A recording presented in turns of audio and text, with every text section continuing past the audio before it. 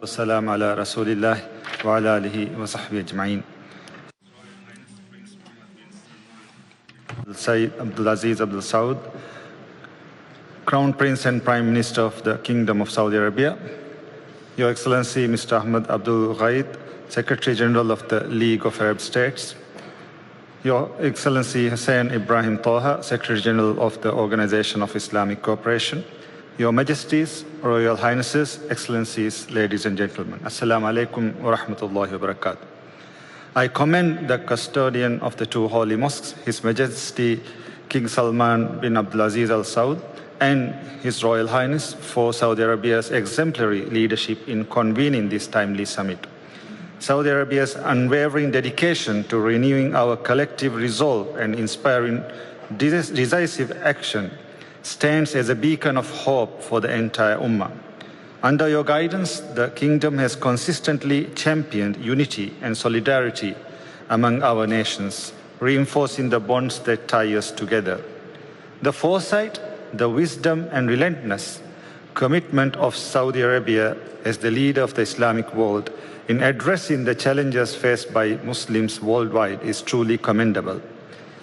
The Kingdom's efforts in forging a global alliance for the implementation of the two-state solution demonstrates a profound dedication to justice and self-determination for the Palestinian people. We also recognize the pivotal role of Saudi Arabia and the core group of nations that have come together to support Palestine's pursuit of freedom and dignity. The Maldives commends the work of the Ministerial Committee mandated by last year's summit for galvanizing international support and building consensus towards an end to the violence.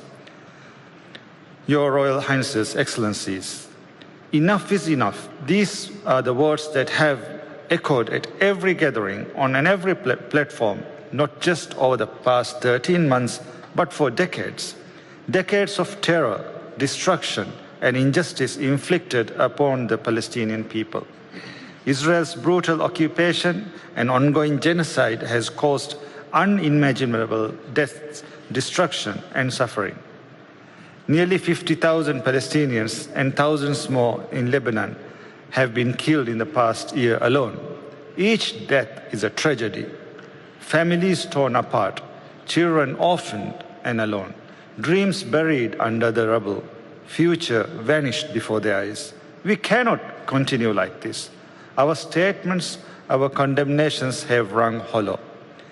They have not been met with the necessary actions by those who hold power. The actions of the powerful nations demonstrate that they don't even recognize that the lives of the Palestinians are as valuable as other human lives. Their continued silence and inaction only enable Israel's brutal occupation and apartheid to persist. The international community, particularly those wielding significant political and economic influence, has failed the people of Palestine. The veto power within the UN Security Council continues to paralyze meaningful action, allowing war crimes to go on unpunished and enabling the steady flow of arms that fuel this genocide. Let's be clear. You cannot call for peace while supplying the weapons of war and the means of oppression. An increasing number of nations have recognized the state of Palestine, but solidarity is more than just words. The international community must step up their support, both financial and political. Every step towards action, whether it's small or big, matters. The Maldives has filed a declaration of intervention at the International Court of Justice in support of South Africa's case against Israel based on the application of the Genocide Convention. This is a critical move to hold aggressors accountable, for international law must not be selective. The Maldives has also joined calls urging the Security Council to halt arms sale to Israel. We reiterate our rejection of Israel's outrageous decision to dismantle UNRWA. For 75 years, UNRWA has been a lifeline for Palestinian refugees.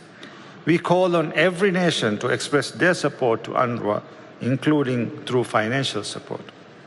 Your Royal Highnesses, Excellencies, the plight of the Palestinian people is a wound that strikes at the heart of our Ummah. As the leader of the Islamic world, Saudi Arabia has shown the way forward by championing unity and solidarity. It is now incumbent upon all Muslim and Arab nations to work together under Saudi Arabia's leadership to push for meaningful change. If we as an Ummah do not act decisively now, history will judge us harshly. Let this summit be the turning point where our resolve transforms into real action. For every life lost, for every silenced voice, let us stand firm for justice. Wassalamu alaikum wa rahmatullahi wa barakatuh.